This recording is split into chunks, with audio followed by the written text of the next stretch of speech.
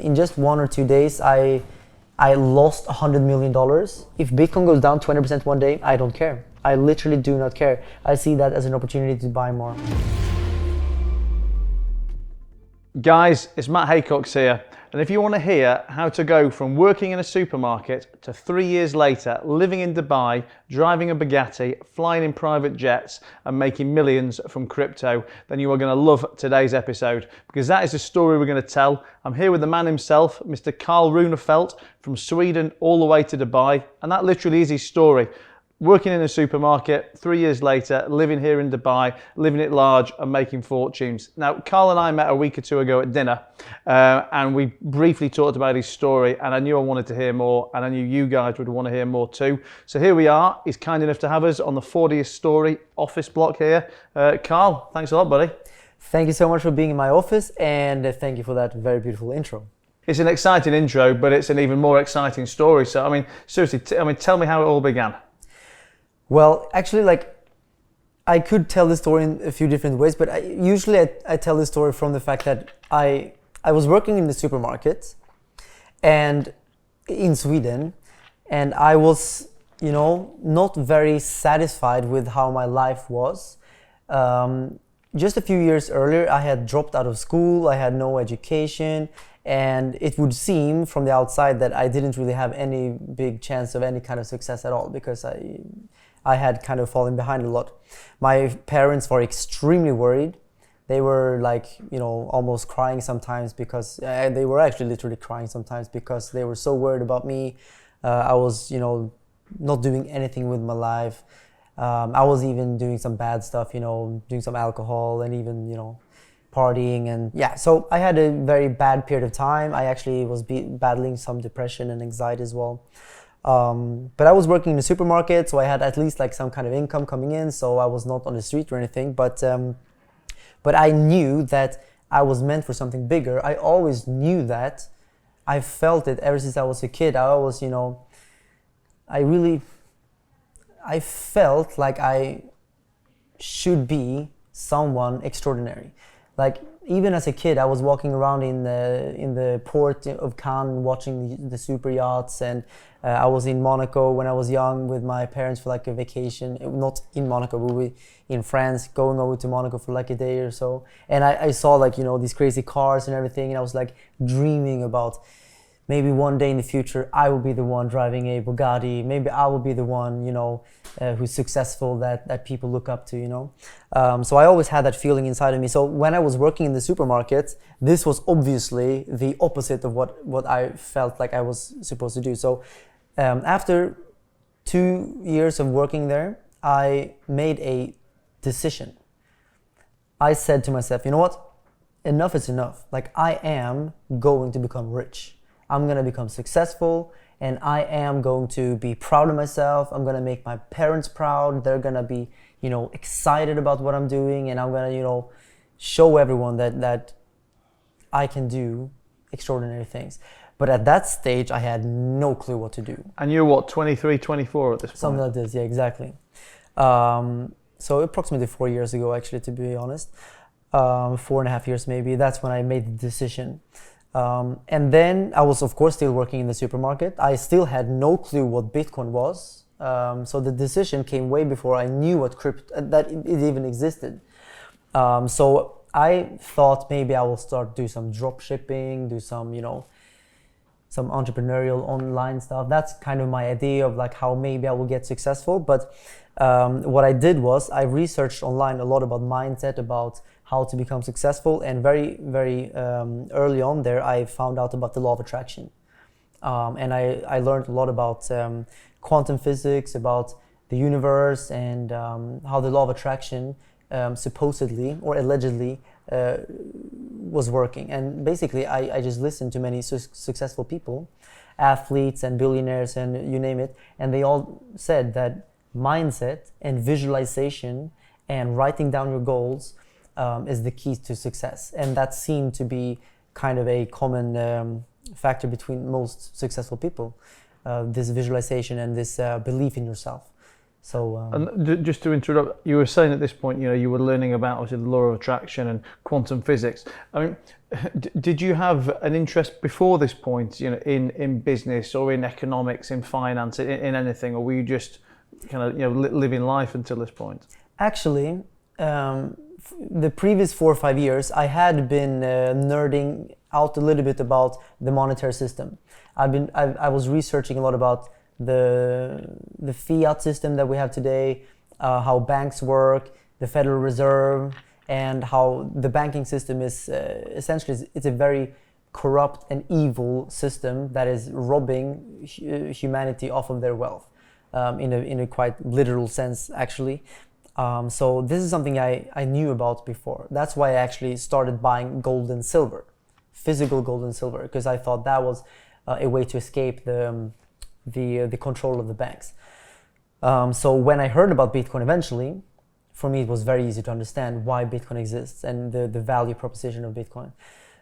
So that I had a head start in the research there already. But that just comes from pure curiosity when I was younger. I thought that was very interesting. Nothing I learned in school. Like in school I didn't learn a lot at all. I dropped out. I didn't like school. I actually hated school, to be honest. I have ADHD. I can't concentrate at all. Well, taking you back to your story, then we got to 4 years ago, law of attraction, studying athletes, etc. What happened then?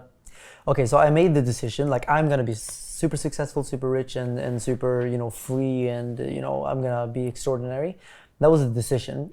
But then practically what I did was I started visualizing my dream life. So I started imagining myself in my mind that I already was living my dream life. I also wrote down on a piece of paper some of my goals that I had back then. I also, for example, I tried to make it fun. So for example, I took my phone and I went online to different websites where you can either rent or buy private jets or yachts and cars, and I pretended in my mind that I was on the market to buy and rent these different things. And I was doing it to the point where I was going into very, very detailed things. Like I started thinking about what year should I buy, how big should I buy. I started to ask these questions about like, how much does it cost to hire a captain for my yacht? How much does it cost to charter a jet from France to Sweden? Like I went into very, very, very detailed descriptions of like these things, because I thought that's what a successful person would do. Before renting or buying something, they would of course try to figure out what it is they're buying. So I instead of just like looking at a yacht and thinking, oh wow, that would be cool, wow, I took it to the point where it's like, okay, I'm going to have it, so I'm gonna buy one, so let's figure out how to get it. But at this point, you've not decided how you're going to pay for it. You've just decided you're going to be successful. At this stage, I'm still working in the supermarket. Okay. Yeah, and people called me crazy. Some people I didn't even tell that I'm doing this stuff, because in Sweden specifically, people have a very like low mindset, and people like me are just crazy. But this is basically what I was doing. I also sometimes took a cab into town, or took the subway and just like went into Gucci, Louis Vuitton, and I was acting as if I could buy anything in there. I even bought a pair of secondhand used Louboutin shoes. That's like the most expensive kind of shoe you can buy. The retail price was like $1,200. I bought it for like $200 secondhand, which is already like a lot of money for me back then. But I thought, you know what, this is an investment. I'm gonna buy these shoes, and every time I put these on, I'm gonna be that successful person. I'm gonna act and feel the energy inside of me as if I'm already successful, and as if I can buy these shoes as if it's nothing. And now, if you come to my apartment, you'll see I have like 30 of these shoes, and it's like $1,000 a pair. So have you still got the original pair? You still got I do. I have them I have them here now, I think. Yeah, my parents took them here. So it's funny, I have a few of these examples actually where I used visualization and material things to help me visualize, and now it all became true, and now I'm sitting here with another pair of my Louboutins shoes. So obviously going back to the story, you've decided you're going to be successful. But I mean, what did you actually do? So what I did then, like immediately what I did was I tried different business ideas. So, because I thought, okay, I'm gonna visualize and do all these things, and I'm gonna have the energy inside of me as a successful person. That's step one. But I thought step two is to start, at least looking for opportunities and start, kind of meeting the universe halfway. Because if I just sit in the sofa, nothing will happen. So I wanna meet the universe halfway. But I was confident that the universe will give me what I'm visualizing, and the universe will give me the opportunities. But I'm just gonna, at least put my hand out like this. So I started to try some drop shipping businesses. I started to try to sell different T-shirts. I started to try to sell like these T-shirts with like cute cats and stuff on it, because I thought that sounds like a good business idea, but actually it was not, because I just got that idea from someone else who already made millions from it. So I was, late on that ball. I tried some Amazon FBA kind of stuff, all of these kind of, standard things that you find online on YouTube. But what I realized was that I was very late on these things. So actually none of these business ideas really worked out for me. However, I didn't ever feel like I failed on these businesses. I learned things, and also this led me to eventually starting my crypto channel. Because while I was trying these businesses, I also parallel saw one video about Bitcoin on YouTube. So I heard about that, and then I started to research about Bitcoin at the same time. And at some point I just kind of took one thing and the other and put them together. I thought, what? Why don't I try to sell something that I actually care about? And at this stage, I did really care about Bitcoin, because I already knew that this is going to change everything. I told all of my colleagues in the supermarket to buy Bitcoin, like almost every day. Some people were really starting to get annoyed with me. I told them, buy Bitcoin. And when did you first buy? 2017, middle 2017. So $4,000 approximately. Okay. 4.3K was the very first time I bought Bitcoin. Like $50 worth or something. But yeah, so essentially I thought that what if, instead of selling these stupid cute cats, whatever, T-shirts, I can sell crypto T-shirts and make a crypto channel. And while I educate people, I will learn more myself about crypto, and I can also make money from it by selling T-shirts. That was the idea. Then I started the crypto channel, but I had so much fun making the videos that I forgot about this selling the T-shirt kind of thing. So I never actually executed on that. But I had so much fun making those videos. I was showing people how I was trading, how I was investing with crypto, and people loved my videos, and my following just absolutely exploded. And I didn't actually make a single dollar for the first 5-6 months of making those videos, because I had no monetization, no sponsorships. I didn't even know that was the thing you could do. But eventually I started to monetize it, and everything changed. I started making a lot of money. For me back then, was a lot of money. Were you already making money from trading at this point, or yes? I mean, I was learning trading, and as I was learning trading and started to make more money from, because of course you need capital to actually make money. From the supermarket money, I made like $1,500 a month. I mean, it's very hard to make wealth of that kind of money, even in crypto. So the key to making wealth is not to like put money somewhere and just make that explode. I think the key to wealth is to start making cash flow. Make a bunch of cash flow so that every month you have, just a bunch of money coming in, and then you take this money and you make more money. You multiply that money. I think that's how I made money. Like, I wouldn't say that, like some people think that you can go into crypto and you take like $10,000 and you invest it and then you're going to become a millionaire. I mean, yes, it's possible, but you can also do that in the casino. I think it's more important to have the mindset in the right place build business, create cash flow, and with this cash flow, you start investing, and then that's how you will make a lot of money. And that's what I realized back then as well. I think that's kind of a short version of how I made my money. And what were you trading back then? Just Bitcoin, or were you trading different coins? Actually, I was focusing a lot on Bitcoin, but I also, of course, altcoins are so volatile. There are so many opportunities. So I was never exclusive to Bitcoin, no. And fast forward to now, then, when did you first come to Dubai? When did you first, I guess, feel wealthy? When did you, succeeded?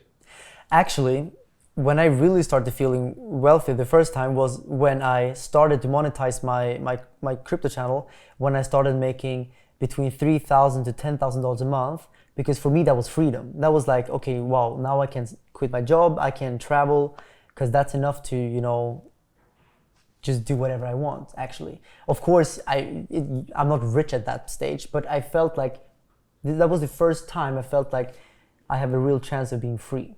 And that was one of my most important mantras I was telling myself when I was in the supermarket. Like, I am free, I am free, I am free, I'm rich, I'm successful, but I am free was something that was important for me. And I felt that first taste of freedom then, because now I felt like, wow, I can actually quit my job. I didn't quit my job though for a few months, because I actually didn't know, okay, well, what should I do with my time? Because making these videos and this trading, it took me 2 hours per day maximum. So what do I do with the rest of my time? I have no friends that do what I do. All of them are have these normal jobs. So I was afraid of being lonely. But after a while, I started making so much money, $10,000, $15,000 a month from my crypto, everything, that I started to, I was still working in the supermarket, which is stupid.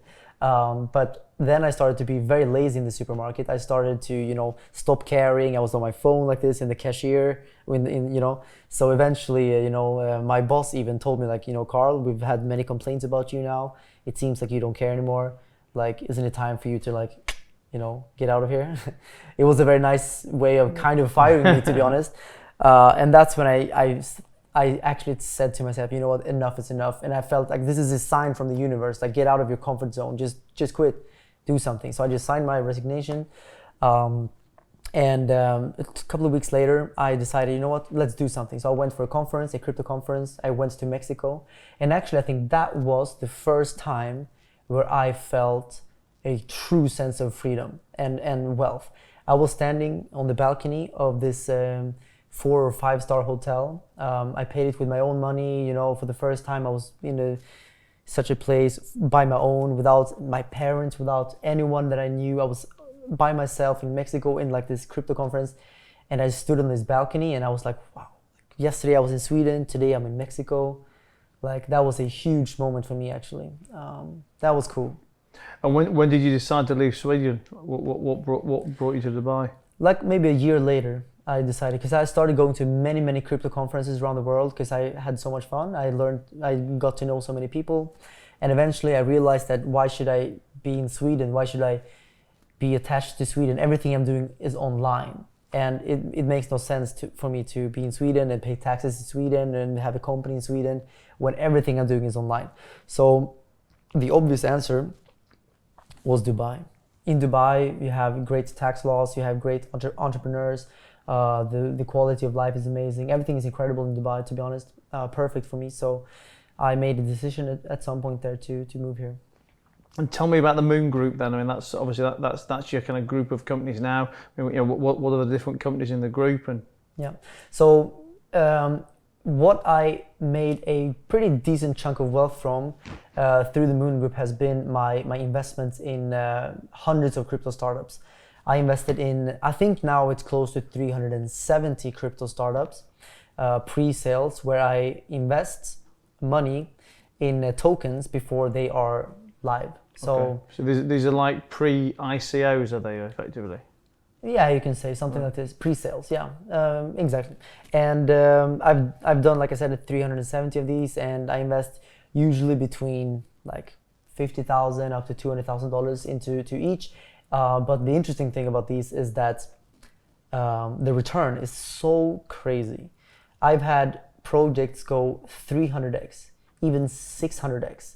But on average, I would probably say like maybe 10, 20, 30x my money. Most of these tokens that I invest in, I make a few million on them, which is absolutely insane. And I realized that back like 1.5, 2 years ago. 2 years ago, probably I made a few small investments. And then I took my profits and I reinvested. And now I have a huge team, wealth management team under me, taking care of these investments. And I have analysts and, I automated the whole process and doing this now through the Moon Group. I just took it to the next level. But I'm also starting my own companies because, of course, investing is one thing, but investing in my own business is, in my opinion, how I can go to the real next level. To the moon. To the moon. To the moon. Exactly. What was your most successful coin? So one thing that we have launched very recently was Kasta. It's a payment app. It's think PayPal or Venmo or even Revolut, but with we have a clear crypto priority, clear crypto first. I mean, you have PayPal and Venmo, but they just don't prioritize crypto. They are kind of getting into crypto, but they're just too big to make such a controversial shift. So we're gonna take advantage of the fact that crypto is booming and the fact that the big players are not ready to make this shift. And that's Kasta. So it's a payment solution, and I'm a co-founder, and I've invested a bunch of money in this and a lot of time, and I'm super excited about that. And have you had investments in these coins that have gone very wrong as well? I mean, obviously everyone hears the kind of horror crypto stories of people investing in coins that are all built up, and then on the day of launch the guys just run off with the money, and it was all scams. And it has happened a few times, not so much that it was any kind of threat to my financial. But yeah, in crypto there's a lot of bad actors, so you have to stay away from that. But I've had days where the market goes down. It's no one's fault. Just the market goes down and I lose incredible amounts of money. I made a video because there was this day or like 3-4 days when the market tanked like crazy, and in just 1 or 2 days I lost $100 million. Obviously it's just paper loss because I didn't sell, but that was like a big story that came out because people thought, wow, this is crazy, you lost $100 million. Why are you still smiling? Why are you still so happy? But at the end of the day, I'm so confident in my investments. I know that Bitcoin and Ethereum and these other cryptocurrencies I'm holding, that they're gonna be here for the long term, especially Bitcoin, of course. I have full confidence. I mean, I would put every single dollar I have in Bitcoin. I actually have like 80% of my whole liquid net worth in Bitcoin. Makes me sleep at night. But yeah, so if Bitcoin goes down 20% one day, I don't care. I literally do not care. I see that as an opportunity to buy more. Do you still trade those coins like Bitcoin and Ethereum, or do you just buy those for the long term now? I do some trading still, but I really prioritize entrepreneurship today. It's just like I still make videos, but my priority is my business, my employees. I have like 140, almost 150 employees now, I think. So, Are they all here in Dubai, or are they around the world? No. I would say 20, 30 here in the office usually. Then I have people in Germany, globally. I have multiple bases, but this is going to be the main base. That's why I got this beautiful office here with an inspirational view and a great location, because I want to attract most of my employees to come to Dubai, because Dubai is actually moving into a very, very positive crypto environment, which means that having a headquarters here will make sense.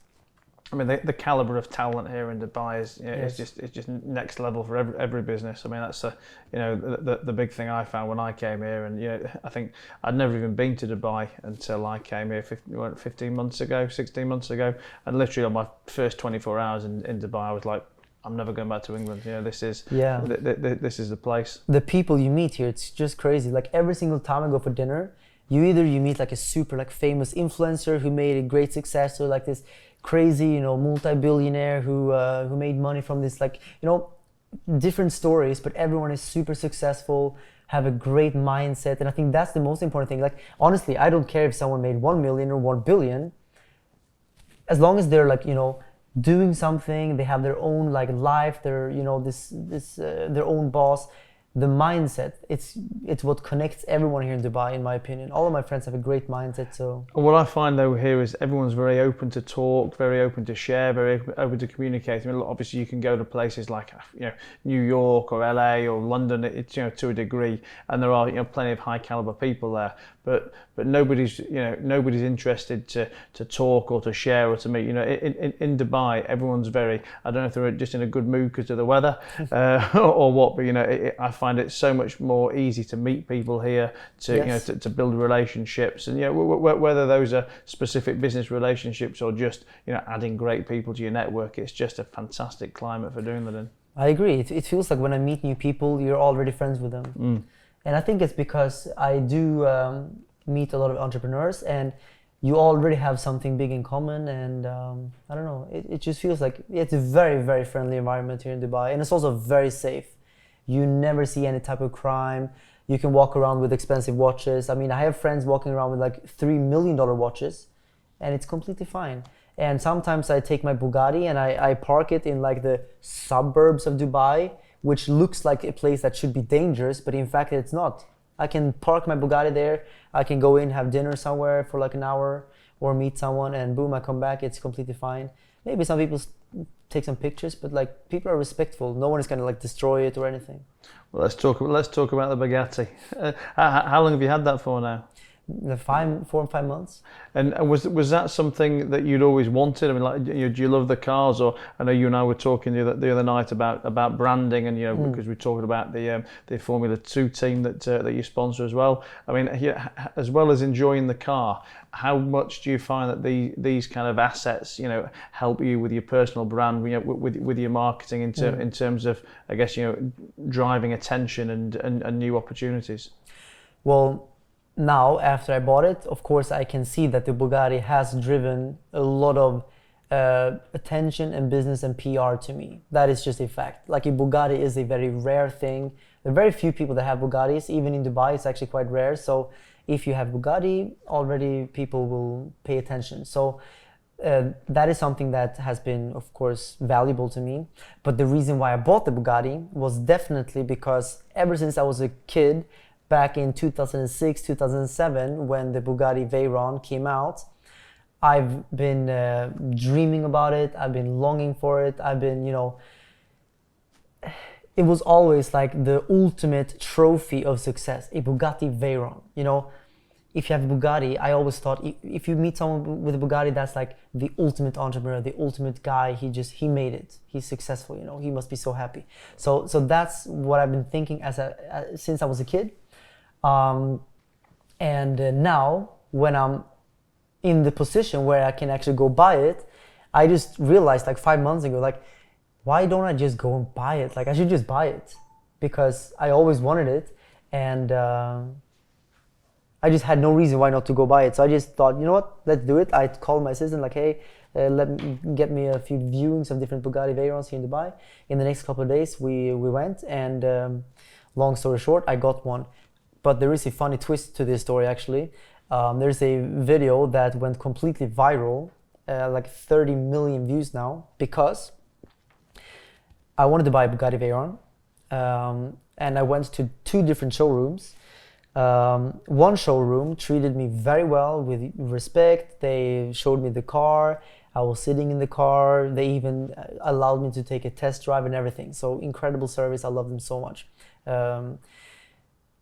But the other car showroom that I went to, when I got in there, I was looking at the cars. I touched the car, and they said, no touching, don't touch the cars. And I was like, what do you mean?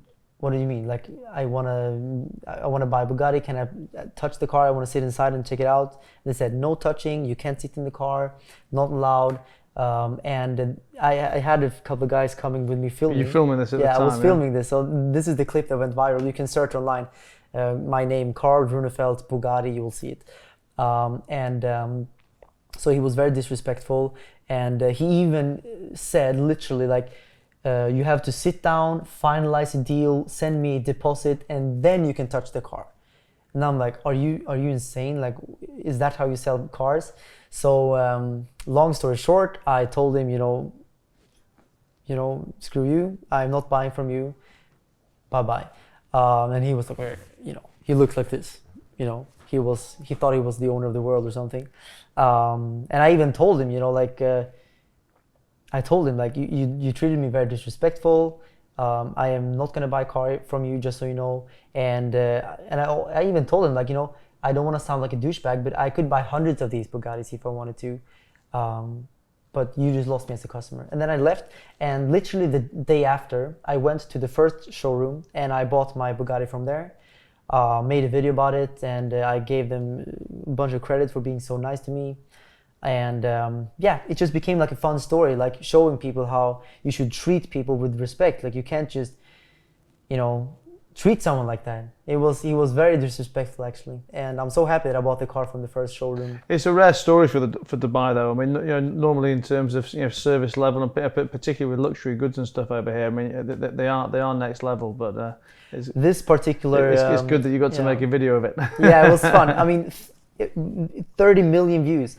Actually, someone re-uploaded the video on TikTok, and he got 30 million views. On my YouTube channel, I only have like 150,000 views on this story. But on my TikTok, it also got like, I don't know, 1-2 million views.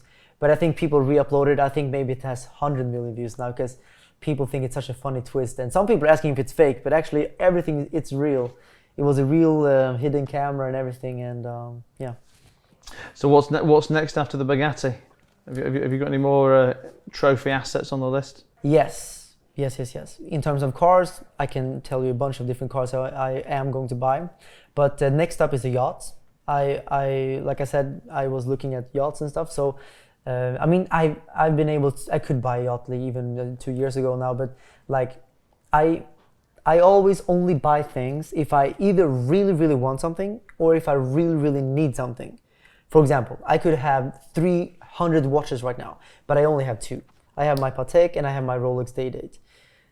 People think it's crazy that I didn't buy crazy watches yet, but like, I like my watches and they're fine. I don't need dozens of watches right now. But I feel now that I really want and actually need a yacht. I want it because it's fun. And I also need it because it's a great way to do business. I can invite clients and friends and networking. So it adds value to my life in a way. It's not just to brag or anything. It's actually, something I want or something I need. And that's important for me if I buy something. And jet is something I'm thinking about looking at, but probably towards the end of the year next year. Also something that I want to buy when I really feel like I need it. But I am traveling more and more. But then the car collection, that's a nice thing. So when I was a kid, like I said, I had this dream of mine to have this Bugatti Veyron, but I have another few cars, like a list of cars that are my dream cars. So when I was a kid, the Bugatti Veyron, the SLR McLaren, we have Koenigsegg CCX or CCR, what else? Ford GT, Ferrari Enzo, and a wide variety of these different cars that when I was a kid, these were the biggest, most amazing cars. I think those are great investments today. So yeah, I have a list. I'm gonna buy all of them and put them in the garage and use them. I mean, I guess that was going to be my next question about using. I mean, do you get some good use out of the Bugatti? Or yes, it's my daily driver. It's a day-to-day drive, yeah? Yeah. Take it to buy the groceries. Yes, I actually never buy groceries, but I order online actually. Well, actually, I don't even do that. I go for restaurants all the time. That's the best thing about Dubai, though, being able to order everything online. I mean, literally everything online. Yeah. But I mean, I am taking my Bugatti to the McDonald's drive-thru, for example. I even made a video about it on my YouTube channel when I took my Bugatti through the McDonald's drive-thru. And I take it, if I go, like it's my daily driver. I also have my Maybach with the driver. So sometimes if I go to a location where I know it's going to be hard to park, then for sure I take my Maybach. But I would say like 70% of the time I take my Bugatti. I love it. It's a nice daily driver. It's actually comfortable to drive. It's a hypercar, but it is actually comfortable to drive. The only thing is the turn radius. I always have to turn, put in reverse and go back because the turn radius is really bad. But it's fun. First world problems, eh? Yeah, right. So, and what's next for the Moon Group? Well, we're going to the moon. Yeah. That is the mission. No, but I have this big vision for me that because I know that crypto will dominate the world. That's just, it's a fact. Bitcoin, crypto, blockchain, it's going to take over the whole world. It will take another 10, 20 years before we see full adoption, but it's just, that's just how it is. Mark my words. So my idea now is that if I want to be a big player in the world, if I want to compete with Elon Musk and Jeff Bezos and all of these other guys, you know, then I have to be, of course, very aggressive and very smart and use my mindset, but I can also ride the wave of crypto. So to be a big factor in the world in the future, I only have to dominate crypto, which is actually still a very small industry. So if I become a big player in crypto now, then not only will I grow with my business, but I will also use the momentum of crypto to accelerate my crypto, my business. So that's my idea now. So that's why I have multiple investments in companies now in crypto, because it's a huge bet on crypto.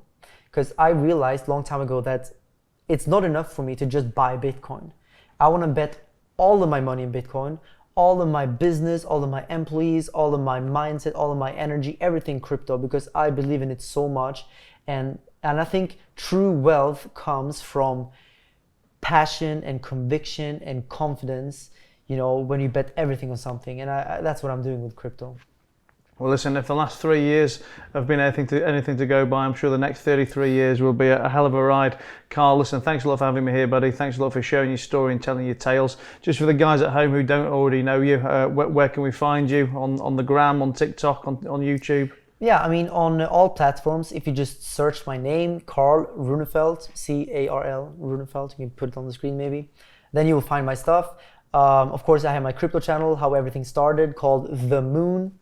That's where I share my trading and investment tips in crypto. Yeah, I'm on TikTok, Instagram, YouTube, even Facebook, I guess, yeah. Perfect. Listen, Carl, thanks a lot, buddy. Guys, thanks for listening. Thanks for watching. I hope you enjoyed listening as much as I enjoyed talking to Carl. As always, I'm the Matt Haycox. That's TheMattHaycox on all my channels. And I look forward to seeing you again soon with another great guest. Carl, thanks a lot. Thank you, man. Missed. Good stuff, good stuff. Try. There you go. Cheers.